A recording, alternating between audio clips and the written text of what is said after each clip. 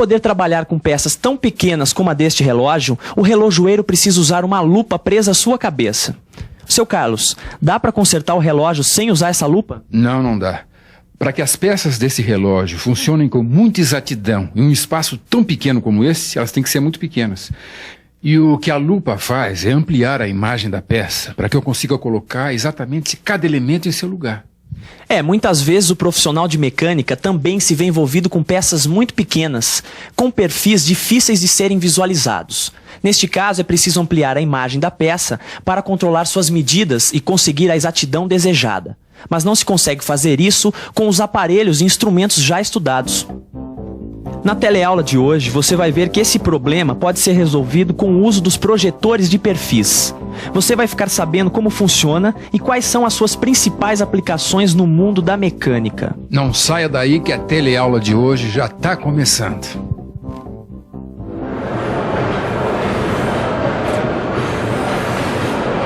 Ai, caramba, essa peça é tão pequena que com esses instrumentos eu não vou conseguir medir. Mas nem por um Cristo eu vou medir essa peça. E aí, enlouqueceu, rapaz? Tá falando sozinho? Ô, Silva, ainda bem que você chegou. Eu tô com um problemão do tamanho da cabeça do alfinete. E qual é esse problemão tão minúsculo, hein, Tito? Pô, dá uma olhada no tamanho dessa rosca. Como é que eu vou conferir as medidas pra ver se tá tudo certinho? Deixa eu ver. Tito, com esses instrumentos aí não vai ser possível, não. Na realidade, o que você vai ter que fazer é ampliar a imagem dessa peça. Agora, para isso você vai precisar de instrumento com mais recursos do que essa lupa aí, hein? E que instrumento tem mais recursos para ampliar peças tão pequenas como essa? Esse aparelho aqui, ele tem recursos para ampliar peças muito pequenas, Caio. Ele é o projetor de perfil. Ele parece ser bem sofisticado, hein, Sofia? E é mesmo. Ele é o resultado de muito estudo. No começo, os meios ópticos de medição como esse projetor aqui, eles eram usados somente em laboratório. Com o tempo, eles foram conquistando as oficinas, resolvendo problemas, facilitando a produção, melhorando a qualidade dos produtos. Então ele deve ser muito usado hoje em dia. Hoje, em algumas situações, os projetores de perfil trabalham ao lado das máquinas operatrizes, ou muitas vezes mesmo sobre elas, mostrando detalhes da própria peça durante a usinagem. Quer dizer, então, que um projetor de perfil como este aqui permite verificar peças pequenas e de formatos complexos, é isso? Exatamente. O projetor permite projetar na tela a imagem ampliada da peça que queremos verificar. Aqui, nós estamos verificando esta peça que está presa ao torno. Não que ela seja muito pequena, mas ela tem um formato complexo. E para essa finalidade, o projetor é a melhor ferramenta. Se você quiser obter os melhores resultados com projetor de perfil, você deve saber usar corretamente esse instrumento. Se você tem alguma dúvida, preste atenção e fique por dentro.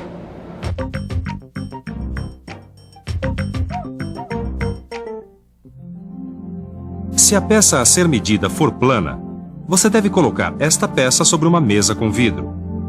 Agora, se a peça for cilíndrica com furo central, aí você deve fixar a peça entre pontas. Repare que esses suportes são montados na mesa, onde são adaptados 2 micrômetros que permitem medições por coordenadas. Para focalizar a peça, você deve aproximá-la ou afastá-la da objetiva. Isso é feito através de um dispositivo que é acionado por esta manivela.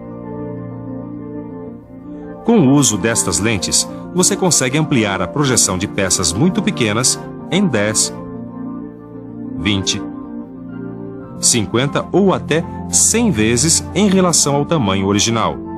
Isso facilita demais a observação. Veja que, em alguns modelos, a tela do projetor pode ser circular, rotativa e dividida em 360 graus. E com o uso de um nônio, você ainda pode realizar leituras com resolução de 1 minuto, 5 minutos ou 10 minutos. Você pode ainda controlar a peça comparando sua projeção com um desenho ampliado da peça em acetato transparente fixado na tela do projetor. Uau, Silva, se eu puder comparar o desenho ampliado dessa peça com a sua projeção, aí sim, eu vou ter uma excelente visualização. Ué, mano, você pode fazer essa comparação.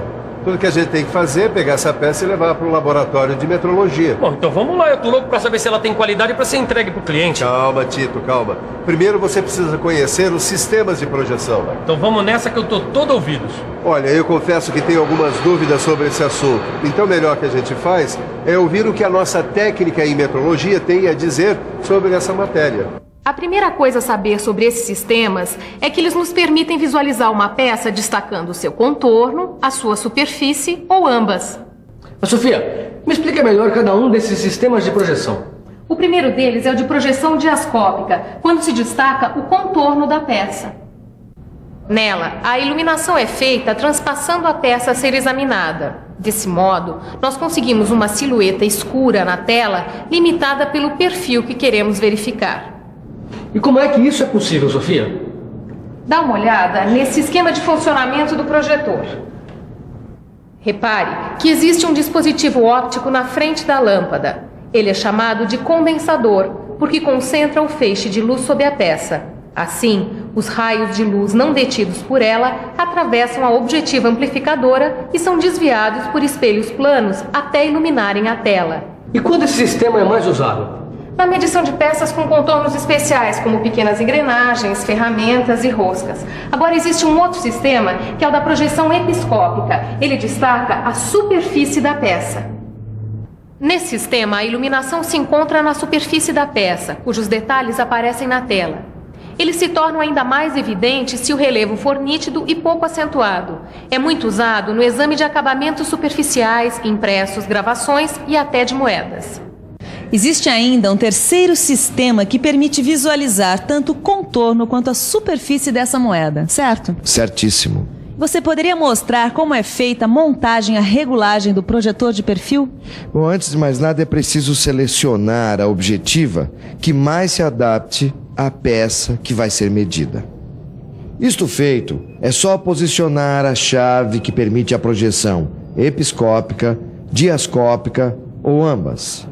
Depois ajustamos o foco e alinhamos a mesa, o que deve ser feito de modo que a imagem do objeto na tela se desloque paralelamente ao eixo de referência.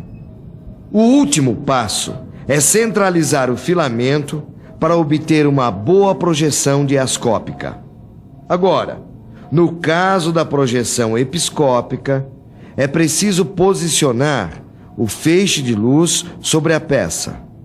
Depois, colocar o filtro que protege a visão do operador. E por último, arrumar o feixe de luz.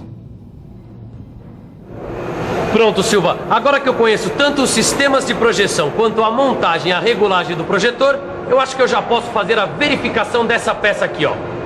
Tito, antes da gente ir para o laboratório, deixa eu te falar como se faz a medição de roscas. Para medir roscas com o projetor de perfil, é preciso antes fixar a peça entre pontas. É muito importante não esquecer que uma das referências da tela deve ser alinhada com o perfil da rosca. O ângulo que ela faz com a direção 0 grau é lido na escala da tela e no nônio. E é só isso, Silva? Não. Para determinar o passo, basta deslocar a rosca através de um micrômetro. Como isso é feito? Isso deve ser feito de forma que a linha de referência ou retículo, primeiramente conhecida com o flanco de um filete e depois com o outro. Como é feita a medida? A medida do passo corresponde à diferença das duas leituras do micrômetro. Se a leitura inicial é de 5 milímetros e após o segundo alinhamento o instrumento marca 6 milímetros 995 milésimos, o passo vai ser igual à diferença desses dois números, que é igual a 1 milímetro 995 milésimos. Genial, hein, Sofia? Esse aparelho é super exato e facílimo de ser operado. É sim, Caio. E para que ele continue realizando as melhores medições e auxiliando no trabalho da mecânica, você não pode esquecer os principais cuidados para a conservação dos projetores de perfil.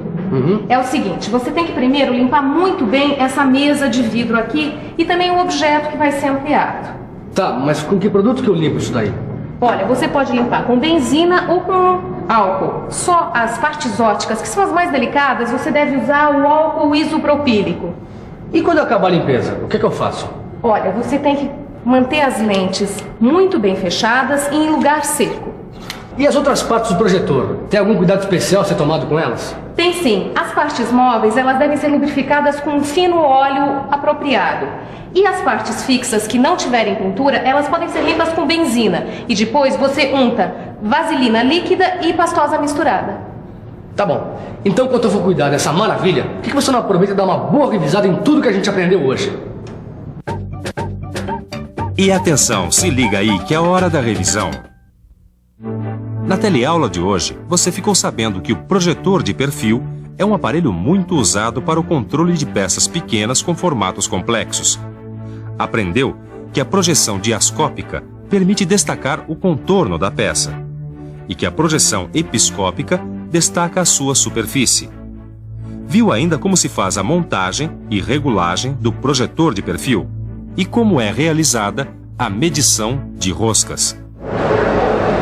Bom, Silva, que bom que a medida das roscas estava certinha, hein? Eu nem saberia como fazer para entregar a encomenda para o cliente se não fosse o projetor de perfil. Ia ser complicado, né, seu tio?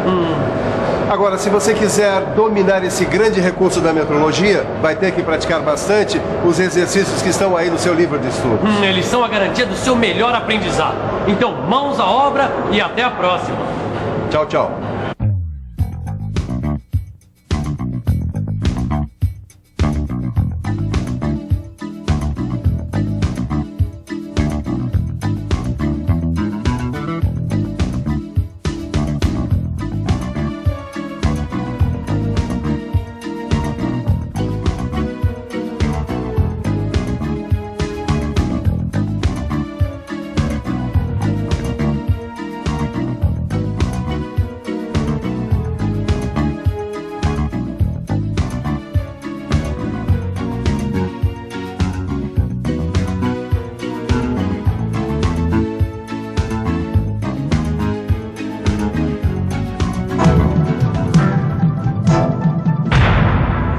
Telecurso 2000, um programa de educação do Sistema Fiesp e da Fundação Roberto Marinho.